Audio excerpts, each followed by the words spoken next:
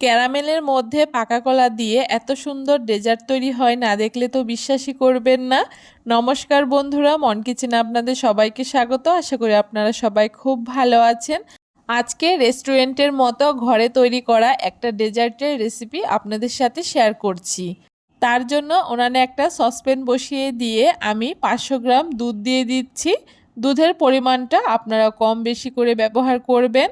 আর তারপরে এই দুধের মধ্যে আমি 1 প্যাকেট গুঁড়ো দুধ দিয়ে দিচ্ছি। গুঁড়ো দুধটা অবশ্যই ব্যবহার করবেন। গুঁড়ো দুধটা দিলে এই ডেজার্টটা খেতে ভীষণ ভালো হয়। দুধটা হালকা একটু গরম হয়ে যাওয়ার পরে গুঁড়ো দুধটাকে দিয়ে দিয়েছি। এখন খুব ভালো করে গুঁড়ো দুধটাকে মিশিয়ে নেব। খুব বেশি ঠান্ডা দুধের মধ্যে গুঁড়ো দুধটা দিলে কিন্তু মেশানো যাবে না। গুঁড়ো দুধটাকে খুব ভালো করে মিশিয়ে নিয়েছি। এখন এখানে আমি মিষ্টির জন্য কনডেন্স মিল্ক ব্যবহার করছি। আপনারা চাইলে কিন্তু এখানে চিনিও ব্যবহার করতে পারেন। সেক্ষেত্রে কিন্তু দুধটাকে একটু ঘন করে জাল করে নিতে হবে, কারণ চিনি দেওয়ার পরে চিনি থেকে কিন্তু একটুখানি জল ছেড়ে যাবে আর দুধটা পাতলা হয়ে যাবে। তাই খুব ভালো করে দুধটাকে জাল করে নিতে হবে। এখানে কিন্তু দুধটা আমার আগে থেকে জাল করা ছিল, তাই এখন একটুখানি গরম করে দুধটাকে আমি নামিয়ে এখন ঠান্ডা করে নেব। এইদিকে আমি দুটো পাকা কলাকে ঠিক এইরকম পাতলা পাতলা করে কেটে নিচ্ছি। এখন আবারও উনানে একটা কড়াই বসিয়ে দিয়ে এখানে 2 থেকে 3 চামচ মতো আমি চিনি দিয়ে দিচ্ছি। উনানের আঁচটাকে একদম লোতে রেখে চিনিটাকে ঠিক এইভাবে করে একটুখানি নাড়িয়ে দেব। এতে দেখবেন চিনিটা সাইড থেকে খুব সুন্দর ক্যারামেল হতে শুরু করবে। আর মাঝে মাঝে একটুখানি নেড়ে দিতে হবে। আর উনানের আঁচটা কিন্তু কোনো মতেই এই সময় বাড়ানো যাবে না, একদম লো আঁচে রেখেই কিন্তু চিনির ক্যারামেলটা তৈরি করে নিতে হবে।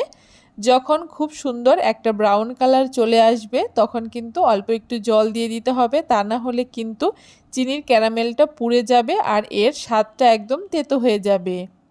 চিনির ক্যারামেলটা তৈরি করে নেওয়ার পরে অল্প একটু জল দিয়ে খুব ভালো করে মিশিয়ে নিয়েছি। আর তারপরে আগে থেকে কেটে রাখা কলাগুলোকে দিয়ে দিয়েছি। আর 4 চামচ মতো সাবুদানা আমি খুব ভালো করে সেদ্ধ করে রেখেছিলাম। অবশ্যই এখানে আমি ছোটো দানার সাবুদানা ব্যবহার করেছি, আপনারা চাইলে বড় দানার সাবুদানাও ব্যবহার করতে পারেন। আগে থেকে সেদ্ধ করে রাখা সাবুদানাটাকে দিয়ে দিয়েছি। তার সাথে আগে থেকে কয়েকটা চাউমিন আমি সেদ্ধ করে রেখেছিলাম, সেই সেদ্ধ করা চাউমিনটাকেও দিয়ে দিয়েছি। আর তার সাথে এখানে আমি 2 থেকে 3 চামচ মতো নারকেল কুড়া দিয়ে দিয়েছি। অবশ্যই কিন্তু এখানে ফ্রেশ নারকেল কুড়াটাই ব্যবহার করবেন, তাহলে কিন্তু এই ডেজার্টটা খেতে ভীষণ ভালো হয়।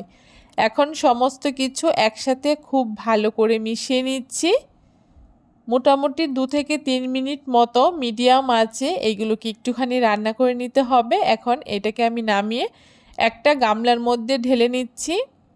আর অবশ্যই কিন্তু ঠান্ডা করে নিয়ে তারপরে এটাকে গামলায় ঢালতে হবে। আর এই ডেজার্টটা কিন্তু ঠান্ডা ঠান্ডা খেতেই বেশি ভালো লাগে। দেখুন এখন এই গামলার মধ্যে আগে থেকে জাল করে রাখা ঘন দুধটাকেও দিয়ে দিচ্ছি। আর তার সাথে কয়েক টুকরো বরফও দিয়ে দিচ্ছি। এখন খুব ভালো করে সব কিছু একসাথে মিশিয়ে নেব। তৈরি হয়ে গেল আমাদের দারুণ স্বাদের এই ঘরে তৈরি করা রেস্টুরেন্টের মতো ফালুদা। এই ফালুদাটা খেতে এত ভালো হয় যে আপনারা একবার বানিয়ে না খেলে বুঝতেই পারবেন না। ঘরে তৈরি করা এই ফালুদাটা খেতে এত সুন্দর হয় যে খেয়ে কেউ বুঝতেই পারবে না এটা বাড়িতে তৈরি করা। কেমন লাগলো আজকে খুব সহজ পদ্ধতিতে এই ফালুদার রেসিপি? অবশ্যই কমেন্ট করে জানাতে ভুলবেন না। ভিডিওটা ভালো লাগলে সবার সাথে শেয়ার করে দেবেন।